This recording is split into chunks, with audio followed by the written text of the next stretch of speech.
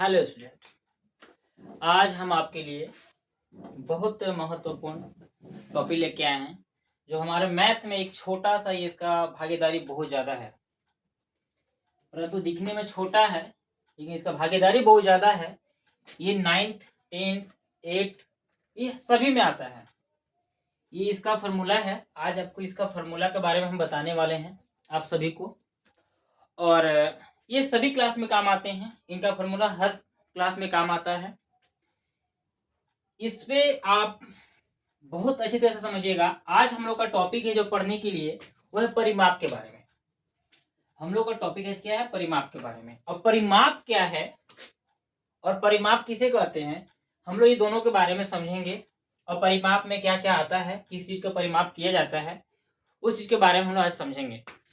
और देखेंगे कि क्या हमें ये जितना भी आकृति दिख रही है, आकृति का मतलब तस्वीर, जैसे चित्र जो है इंग्लिश इसको देखिएगा। पर चित्र जो है आप इसे छपा हुआ उसे चित्र बोल सकते हैं, आकृति भी कहेंगे, तस्वीर भी कह सकते हैं। इसको एक हिसाब से हम लोग समझेंगे इसको अच्छी तरह से आज।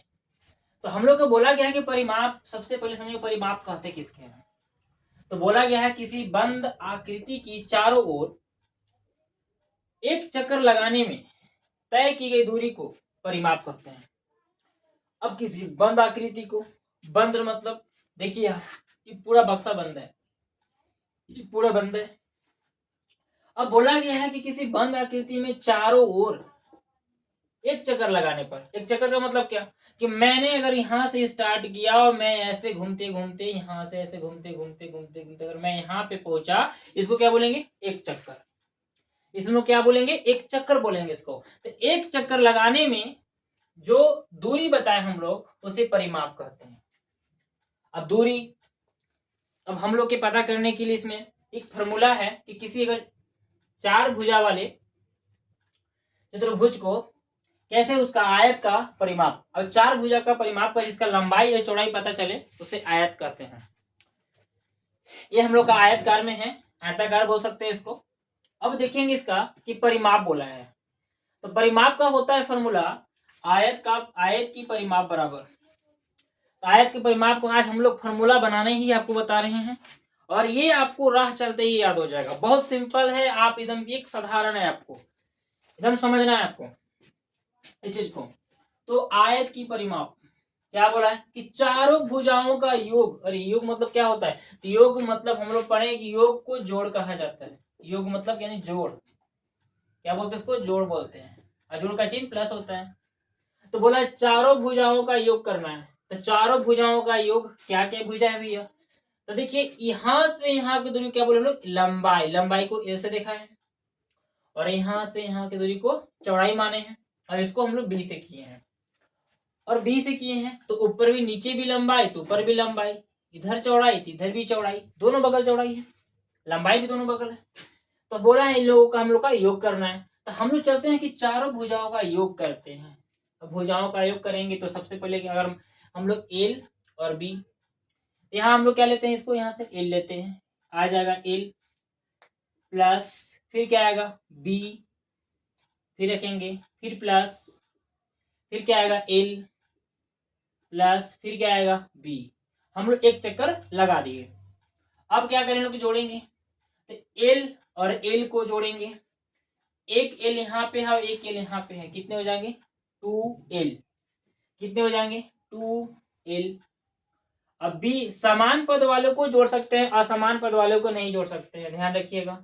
जैसे बी और एल एक असमान पद है तो एक जैसा जो रहेंगे उन्हें आपस में मिला सकते हैं, जो अलग अलग रहेंगे उन्हें आपस में नहीं मिला सकते। इस चीज को आप ध्यान दीजिएगा। फिर प्लस का चिन्ह देंगे यहाँ पे। बी और बी कितना हो गया? 2b। देखिए इसमें से कोई कॉमन निकल रहा है क्या? कॉमन तो निकल रहा है इसमें, देख सकते हैं हम लोग। इसमें 2 और 2 को बाहर निकाल देंगे, सेम सेम जो मिल रहा है इसको 2 को बाहर रखेंगे।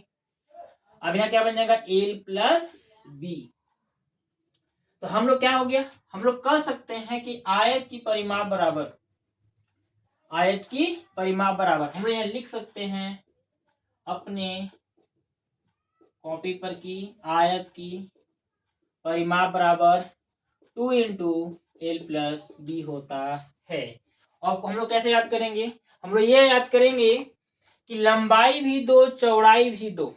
अब दोनों को हम बाहर निकाल दिए। अब बाहर निकाल के मिलेगा क्या? आयत में क्या आता है? लंबाई और चौड़ाई होता है। आयत में क्या होता है? लंबाई और चौड़ाई होता है। जिसमें लंबाई और चौड़ाई दिखाई उसे आयत कहते हैं। हम शॉर्ट में आपको बता रहे इस चीज को। चलिए, ये हम लोग का फॉर्मूला आयत का पहला बन गया।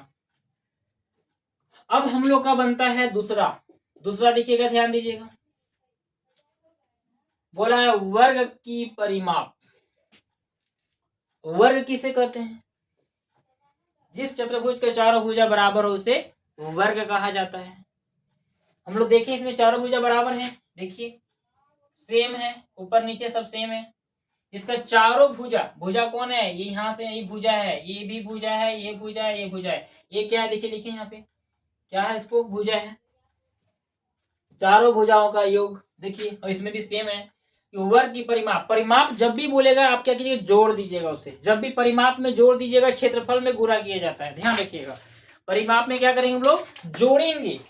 हम लोग शॉर्ट भी बता सकते। देखो पूछेगा कि आयत की परिमाप बराबर क्या होता है? अरे कुछ नहीं होता है, बस एल क्या दो गो और बी क्या दो गो, निकाल दीजिए कॉमन। तो क्या बोलेंगे? L2 into L plus B. एकदम आसान है पूरा, उन लोगों को जोड़ दीजिएगा।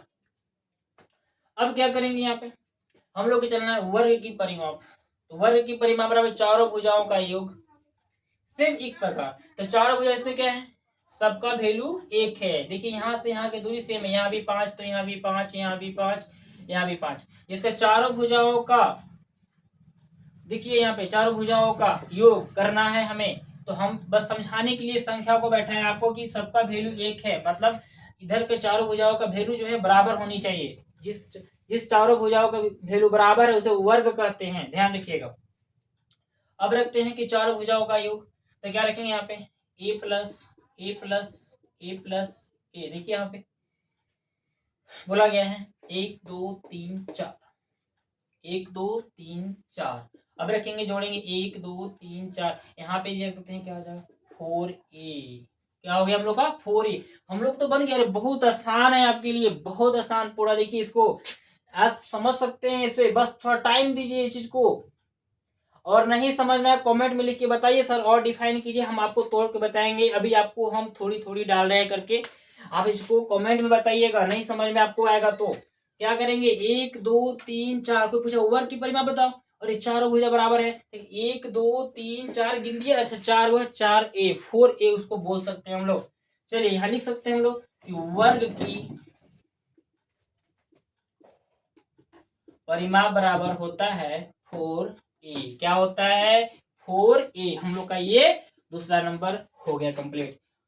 अब हम लोग चलते हैं समबाहु त्रिभुज। समबाहु त्रिभुज, यहाँ देखिए समबाहु, दोनों भुजा क्या है? बराबर हैं। समबाहु, सम मतलब बराबर, बाहु देखिए यहाँ पे बहुत, एक से अधिक भुजा को बाहु बोलेंगे। एक से अधिक भुजा है यहाँ पे, देख रहे हैं। तो समबाहु, यहाँ देखिए दोनों देख रहे हैं सेम है, ऊपर भी है सेम। अब क्या कर सकते हैं? इस चीज को गौर करेंगे, ध्यान दीजिएगा। जिस प्रकार से उसमें किस प्रकार से तीनों भुजाओं का योग, क्या बोला है? तीनों भुजाओं का योग बोला है। जोड़ दीजिए, बहुत आसान है, कोई दिक्कत नहीं है। देखिए यहाँ पे ए प्लस ए। आप ये मत देखिएगा मैं ये छोटा हुआ है तो बोला कि सर ये नहीं है, तीनों बराबर हैं। समबाहु मतलब तीनों भुजा बराबर है, ध्यान रखिएगा। इसका मतलब ये नहीं, देखिए यहाँ पे ए और यहाँ पे ए, इसका मतलब इसका भी 5 है, इसका भी 5 है, इसका भी 5 सेंटीमीटर, मतलब मान सकते हैं हम लोग। ये नहीं है कि आप जो है, मैं बोला समबाहु चिन्ह लगाया वहां पे, तब बोले सर वो दोनों है। इसी गौर कीजिएगा, कंफ्यूजन को दूर करना है, तो सवाल समझ में नहीं आएगा। देखते हैं अब कितना आ गया। देखिए 1 2 3 जोड़ दीजिए, यहाँ पे कितना गया? 3a। हम लोग का परिमाप में केवल जोड़ा जाता है। परिमाप जब भी पूछे उस चीज को जोड़ दीजिए, उसको जोड़ दीजिएगा, तुरंत आपको समझ में आ जाएगा। देखिए समबाहु त्रिभुज का परिमाप तीनों भुजाओं का योग मतलब जोड़ना होता है। आपको बताए थे अभी, जस्ट बोले थे कि योग मतलब होता है जोड़ना, मतलब जोड़। जोड़ के प्लस होता है, हम देखिए प्लस लगा दिए, आपस में जोड़ रहे हैं इन दोनों, आपस में तीनों को जोड़ रहे हैं हम लोग। अब यहाँ हो गया तो लिख सकते हैं, यहाँ पे क्या लिख सकते हैं? लिख सकते हैं कि सम बाहु त्रिभुज की परिमाप बराबर 3a।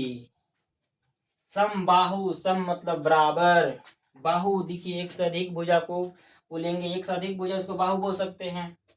बहुत है, बहु मतलब बहुत भुजा है, एक से अधिक को बहुत मान लीजिए, इसमें देख लेते हैं यहाँ पे। अब हो गया परिमाप 3a।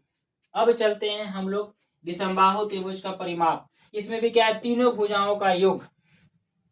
ये बहुत आसान है, ये बहुत आसान है, आपको डायरेक्ट लिख देना होगा इसका कोई टेंशन नहीं है आपको। विषमबाहु मतलब कि इसमें से सभी भुजाएं अलग अलग हैं। इसका मतलब क्या हुआ कि सभी भुजाएं अलग अलग हैं, इसका कोई वैल्यू एक समान नहीं देगा। जब भी अगर इसका देगा 4, इसका 5, इसका 6, आपको इस प्रकार से डाल देगा। विषमबाहु भुजा का परिमाप कभी भी बोलिए तो आप इसको जोड़ सकते हैं।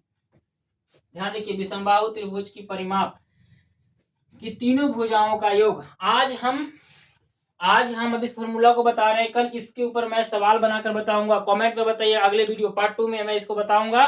कमेंट कीजिए अगर अगला वीडियो चाहिए आपको, तो इस पे सवाल मैं बताऊंगा जो आपका एग्जाम में आएगा। हर एग्जाम में आता है, 9th में आता है, 10th में आता है, 8th में भी आएगा ही आएगा। इस सवाल हर में आता है, इसका बेसिक है नियम।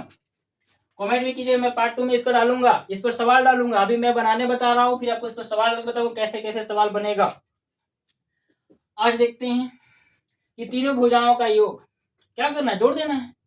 ए बी सी रख दीजिए यहाँ पे, ए प्लस बी प्लस सी। अब क्या कर रहा है, इसको कर रहा है जोड़ने के लिए। जोड़े कैसे, नहीं जोड़ सकते हैं, एक जैसा नहीं है, एक जैसा नहीं है, तीनों अलग अलग है। मैं बोलूंगा यहाँ पे सेव छाप दूंगा, यहाँ पे मैं बोल दूंगा कि इस प्रकार से मैं बोलूंगा कि यहाँ पे आम है, और मैं बोलूंगा यहाँ पे केला। बताओ क्या है ये, इसको बोल सकते इस प्रकार से ना, यहाँ पे केला है। तो क्या करेंगे इसको, अब बताइए क्या ये तीनों आपस में जुटेंगे? नहीं, फल तो हैं, फल है, लेकिन अलग अलग बोलेंगे कि एक सेव है, एक आम है, एक केला है। हम लोग इस प्रकार से बोलेंगे, इस प्रकार आपस में नहीं जुड़ सकते। सेम सेम रहेंगे तो पूछेंगे कितना फल है, कितना सेव है, तो बोलेंगे 2 सेव है। अगर मैं पूछूंगा 3 कितना सेव है, मैं बोलूंगा सेव क्या छापा, फिर 1 से छापा, कैसे बोले कितना सेव है, तो बोलेंगे 2 वो सेव है। जैसे हम लोग ऊपर इस प्रकार से यहाँ पे किए थे। तो ये आपस में नहीं जुटेंगे क्योंकि ये समान नहीं है, असमान, एक जैसा नहीं है, अलग अलग है, इसलिए नहीं जुटेंगे। तो हम लोग इसको लिख सकते हैं यहाँ पे कि बोल सकते हैं कि विषम बाहु